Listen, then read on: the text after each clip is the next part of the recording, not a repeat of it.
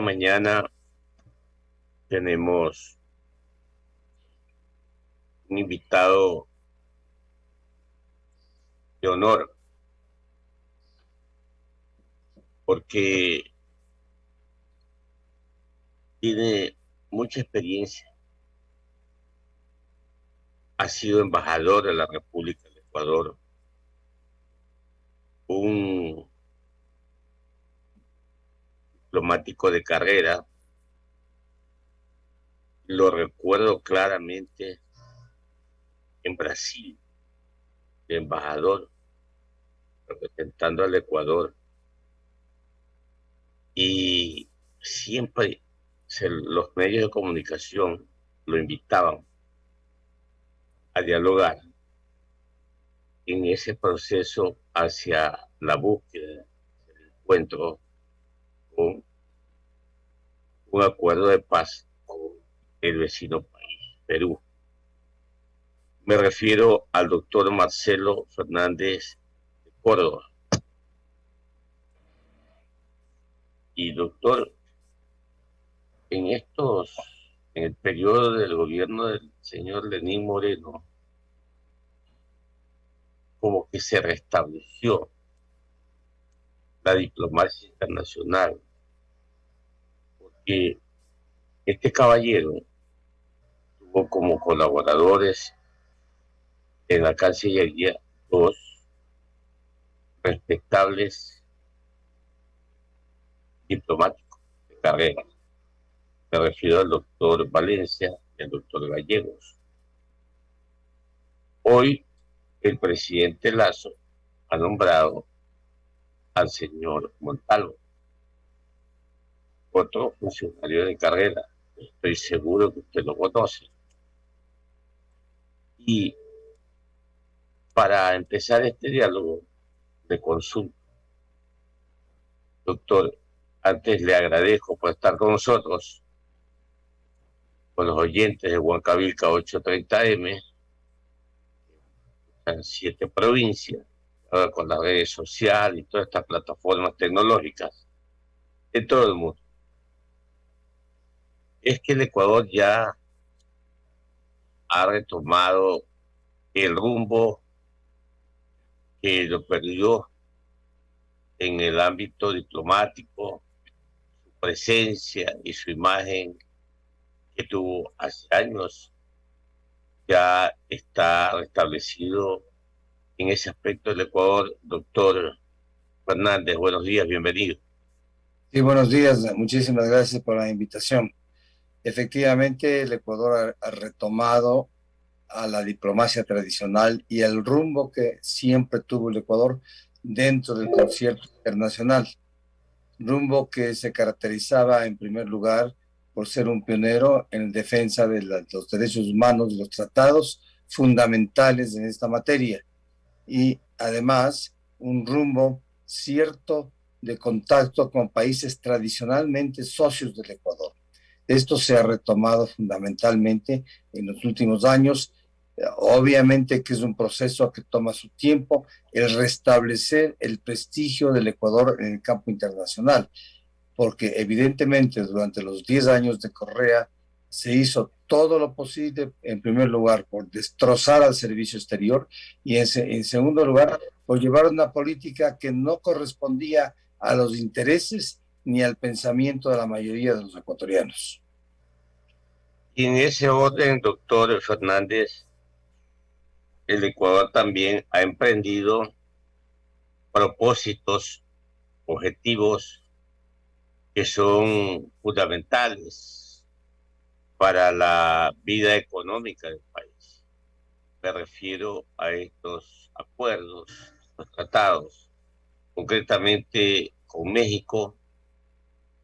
Al parecer están bien adelantadas las conversaciones y en el evento que se suscriba un acuerdo con México, automáticamente el Ecuador posiblemente o podría ser miembro de los países que conforman este tratado, este bloque es Alianza del Pacífico.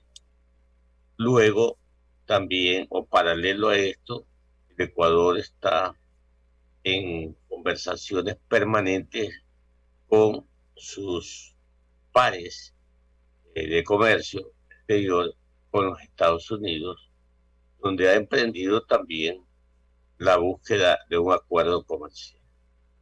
Esta situación, doctor Fernández, ¿cómo usted la analiza desde el punto de vista diplomático?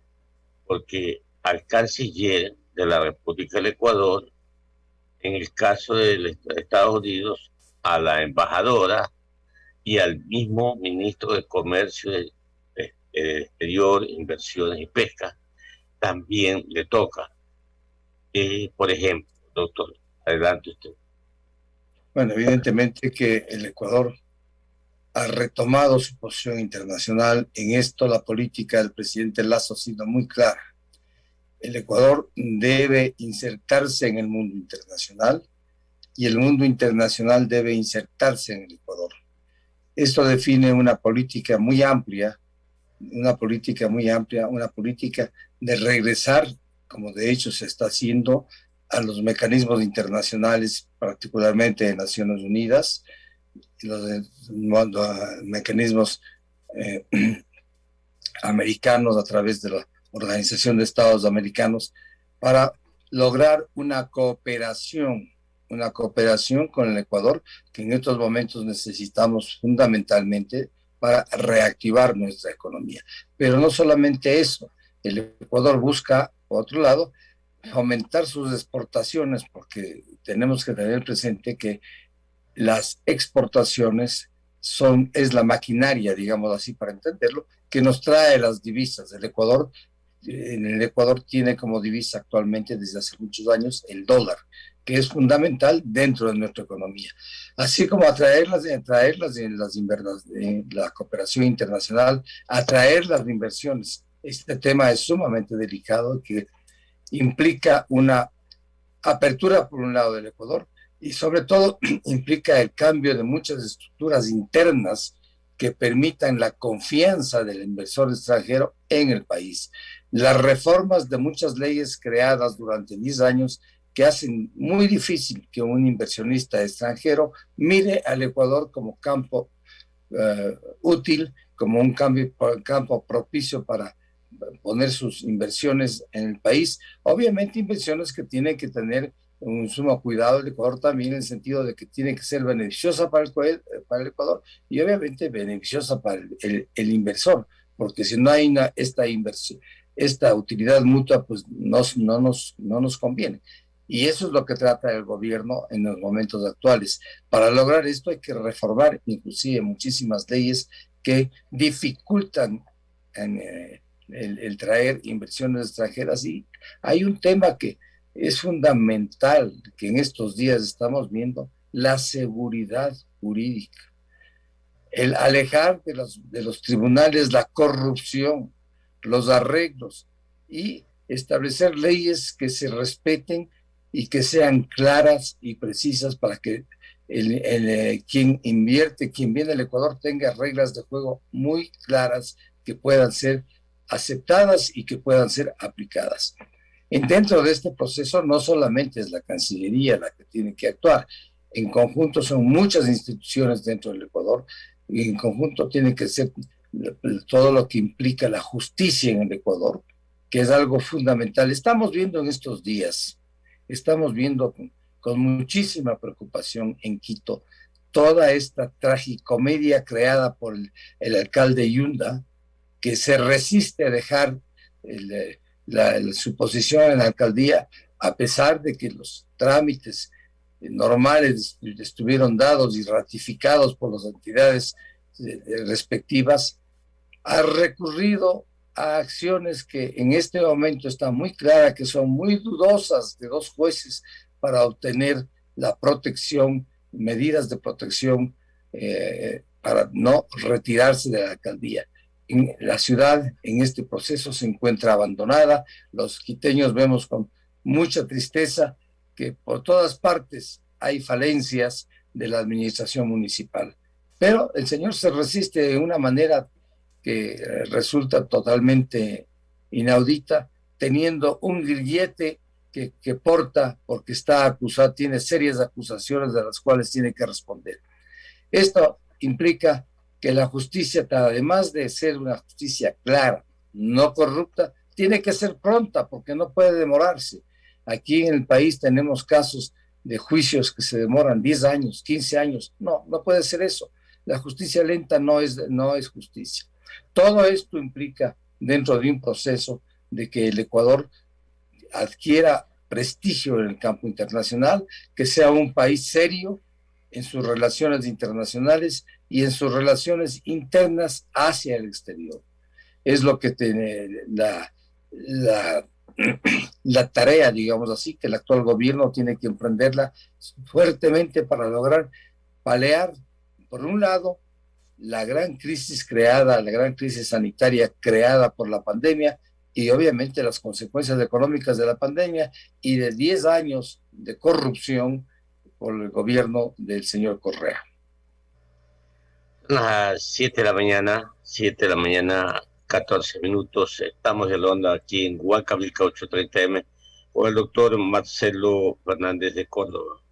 Él es ex diplomático y analista de política internacional. Mi compañero, licenciado Jorge Escobar, va este diálogo, doctor Fernández.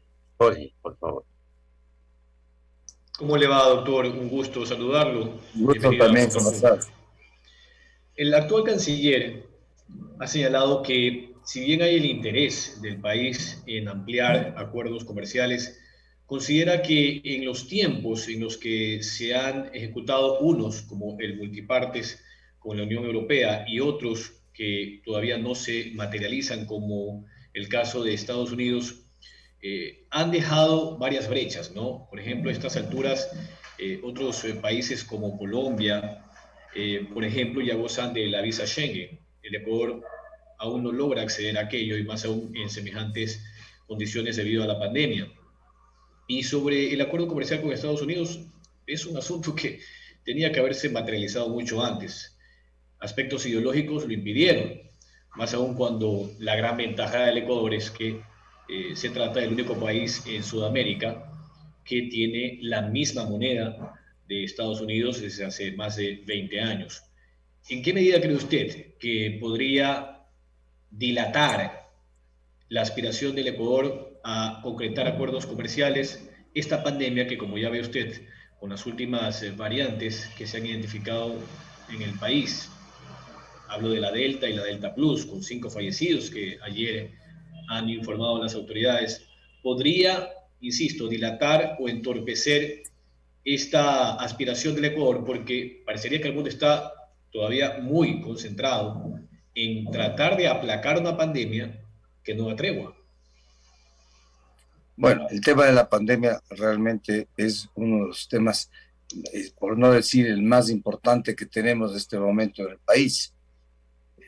La pandemia no solamente ha afectado a miles de ecuatorianos, causando centenares de muertes y miles de contagiados. Estamos viendo lo que ha ocurrido en estos últimos días con las nuevas variantes de la pandemia. Es un tema que no se puede descuidar y entendemos que el gobierno está haciendo lo posible. De hecho, hay signos muy claros en extender la vacunación a todos los ecuatorianos. Mientras más ecuatorianos se vacunen, menos contagios habrá. Eso es un hecho prácticamente matemático. Ese es un tema de suma importancia.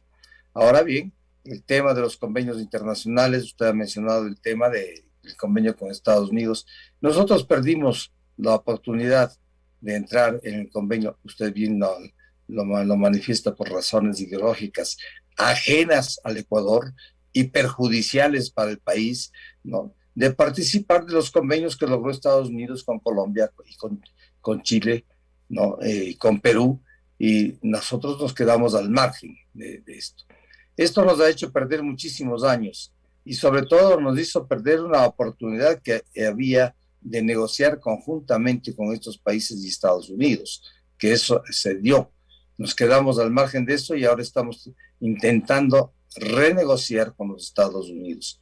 Hay que pensar que un proceso de renegociación de un convenio de la importancia que sería en este caso, ya que Estados Unidos es el socio mayor comercial que tiene el país, a donde nuestras exportaciones van en mayor número y del que importamos asimismo mayor cantidad de productos. Este tema para nosotros es sumamente importante. Para Estados Unidos es un tema un poco pequeño porque hay que tener presente el tamaño que tenemos nosotros frente a los Estados Unidos, pues es realmente pequeño. Están dándose y se dieron en los últimos meses del gobierno del señor Moreno, se dieron algunos pasos, pero es un proceso largo que tiene muchísimas dificultades, ¿no? Inclusive de llegar a estar de acuerdo en los textos, los dos gobiernos, supongamos que tienen estos textos y estos convenios que se lleguen a suscribir, tienen que ser ratificados por los entes legislativos de cada país. Y el proceso de ratificación en Estados Unidos es sumamente complejo y tiene muchísimas dificultades. Eso ya conocemos. Se están dando los pasos, entiendo que se están haciendo los esfuerzos adecuados para seguir adelante, ¿no?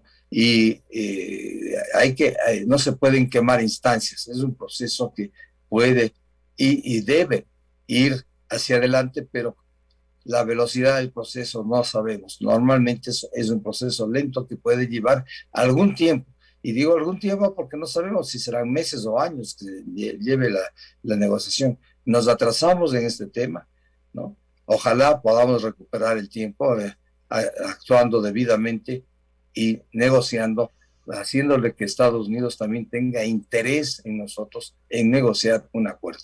Eso es fundamental. Y es fundamental, las cifras están muy claras. Nuestra economía en gran medida depende de la relación con Estados Unidos. Gracias, doctor. Economista. 7 de la mañana, 7 de la mañana, 19 minutos. Doctor Fernández. Año 1959, 1 de enero. Contamos a la fecha varias décadas. El pueblo de Cuba, por ahí una escaramuza, como se dice, se levantó en el año 1994 contra el gobierno de Fidel Castro. Y en estos días, doctor Fernández, viendo las imágenes de 1994 con las de ahora, por lo menos yo he visto más ciudadanos en las calles protestando. Y no solamente de la ciudad de La Habana, sino de otras ciudades. Mi pregunta a usted, con el conocimiento y experiencia que tiene, ¿qué perspectiva ve de que el pueblo cubano definitivamente se levante y se libere de esa política que lo ha tenido maniatado por décadas? Bueno, evidentemente usted mencionó la primera fecha, 1959, en la que Castro toma el poder. El que toma el poder sin presentarse como un comunista, sino simplemente un golpe de Estado contra el presidente Fulgencio Batista. Luego viene la revolución que realmente cambia de rumbo, y para muchos la revolución fue traicionada en ese momento, pero ya estaban en el gobierno y se ha mantenido el Partido Comunista desde 1959 en el gobierno. En el año 94 se dio estas manifestaciones a las que usted se refiere, en que tendrían cierta similitud con las actuales, aunque hay grandes diferencias. En esa época todavía vivía Fidel Castro y no se le puede negar que tenía una aceptación popular en alto grado en parte de los cubanos, tuvo que salir Fidel Castro a las calles para apaciguar a sus compatriotas.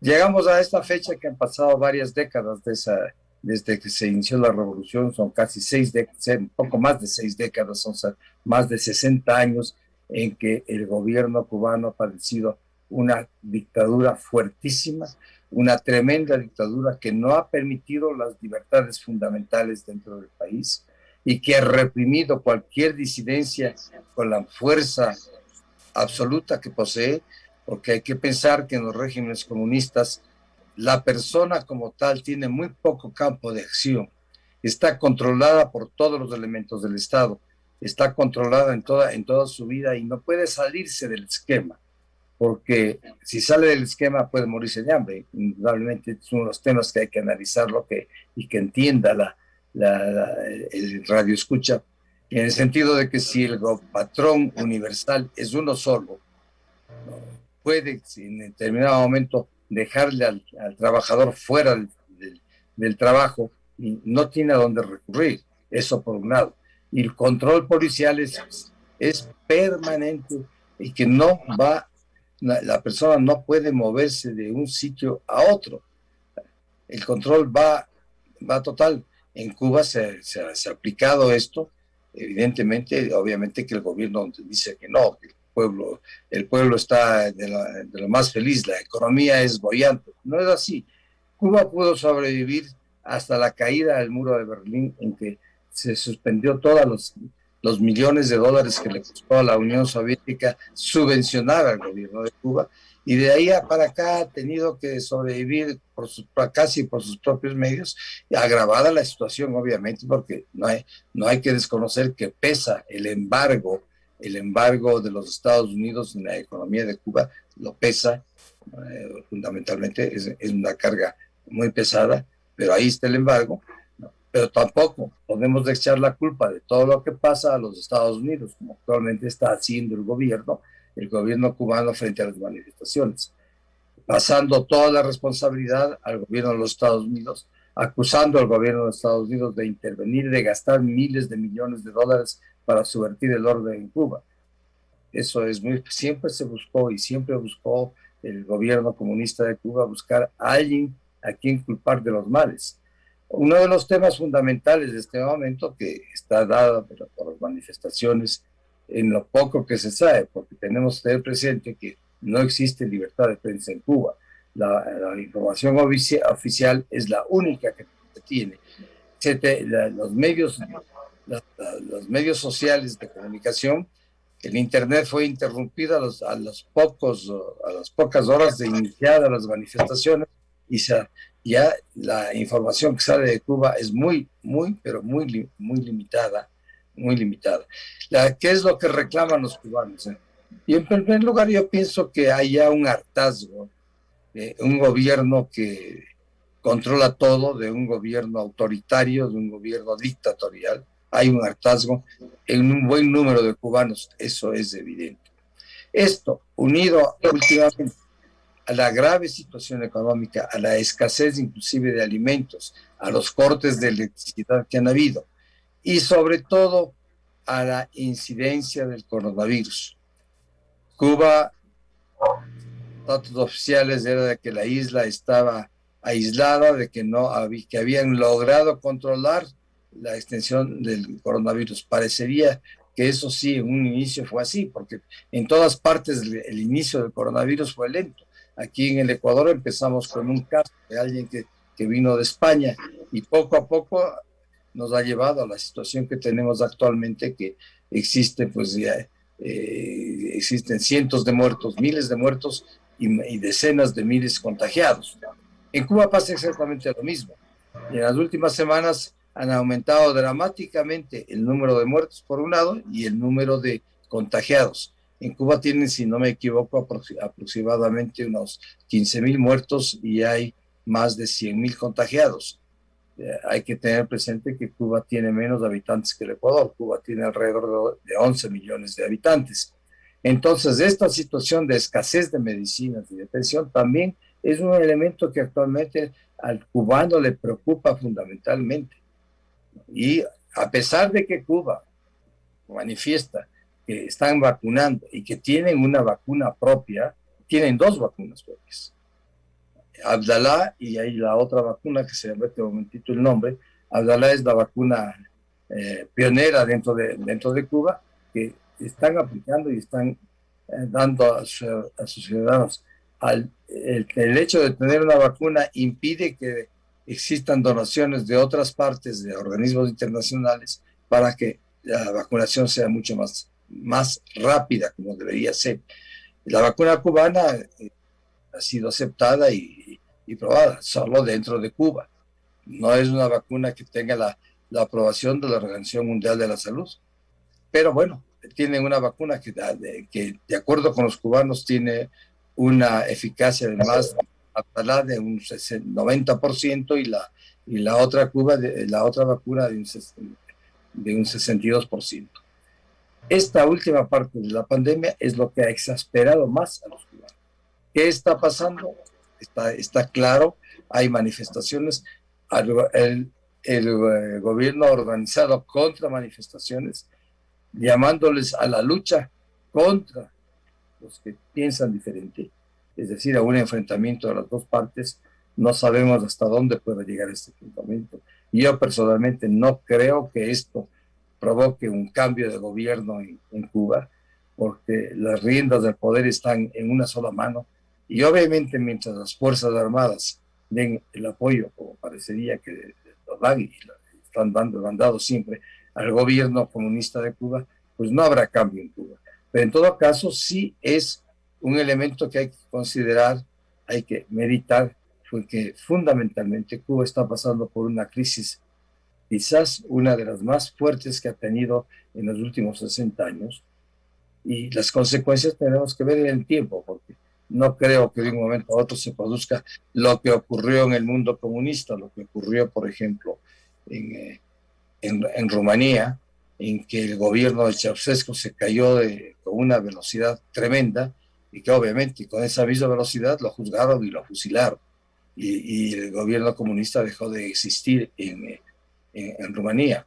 Y así pasó en los otros satélites comunistas como era Checoslovaquia en esa época, era Bulgaria y Polonia, que poco a poco fueron deshaciéndose los gobiernos comunistas y pasaron a un ambiente de mucho más libertad y de mucho más respeto de los derechos humanos, que bajo una dictadura que es tiránica y que simplemente se mantiene por el uso y respaldo de la fuerza. 7:30 de la mañana. Por último, doctor Fernández, ¿no le parece a usted, trayendo el tiempo, cuando Fidel llega a Cuba, eran otros tiempos desde el punto de vista económico? Recuerde usted que la ex Unión Soviética fue un gran socio de Cuba desde el punto de vista económico. Recuerde usted que Cuba enviaba personas especializadas, por así decirlo, a países centroamericanos, entre ellos Nicaragua. Y eso tenía un feedback, un regreso, que era el económico.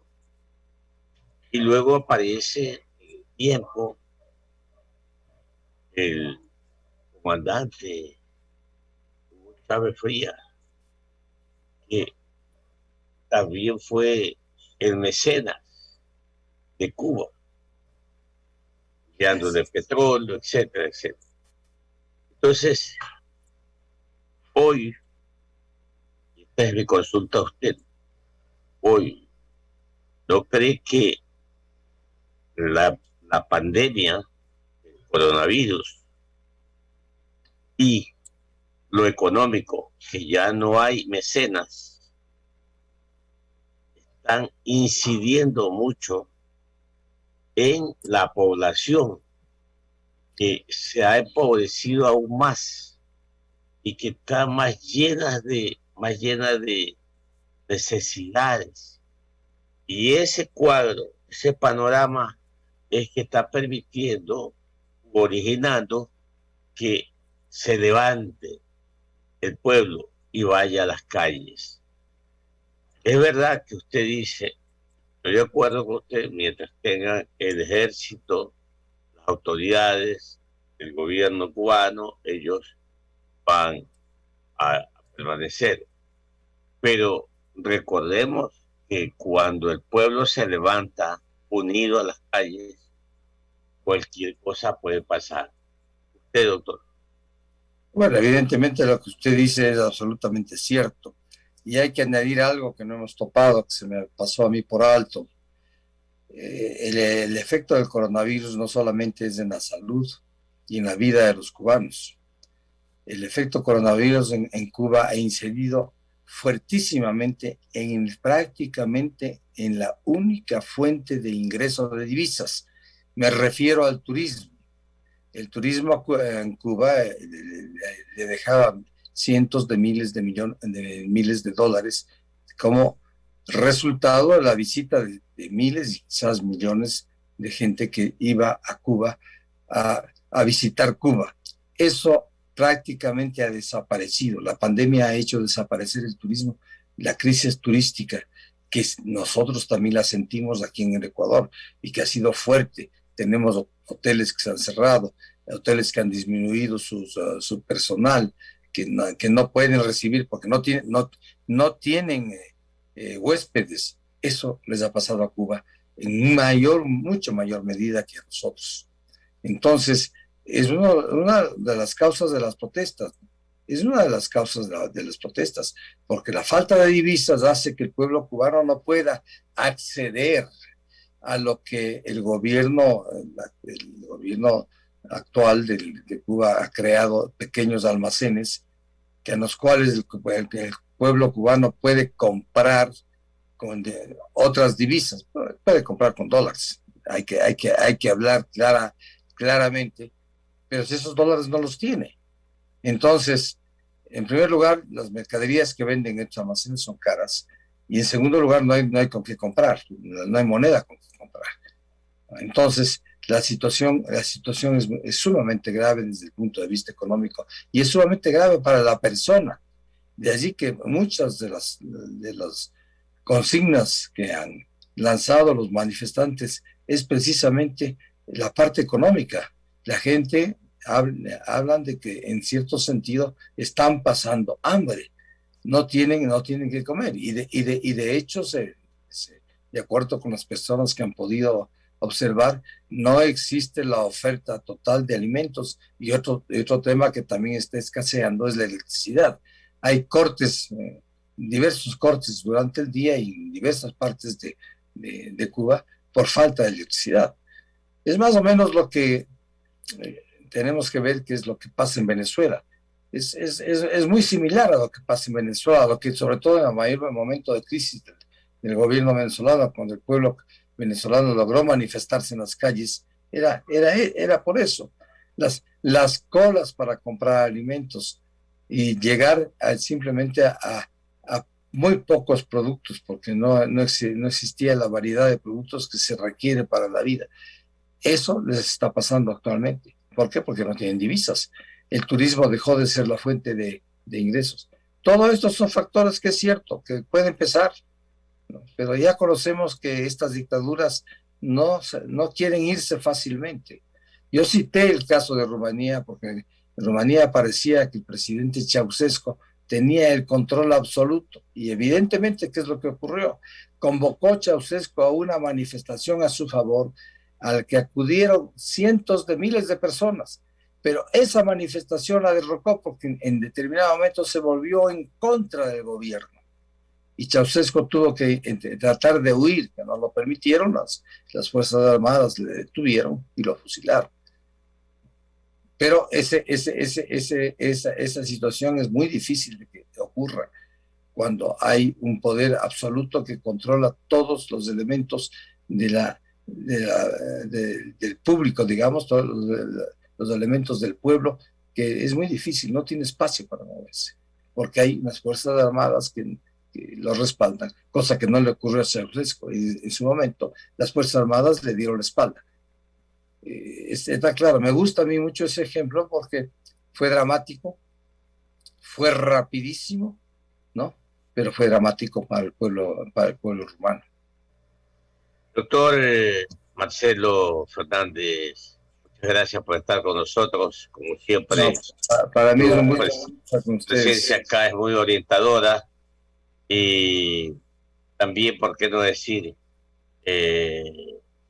Amigos oyentes de Huancavilca siempre están ávidos por saber, por conocer este tipo de diálogos y orientaciones que definitivamente son extraídos de la parte del conocimiento, la experiencia y también de la ciencia.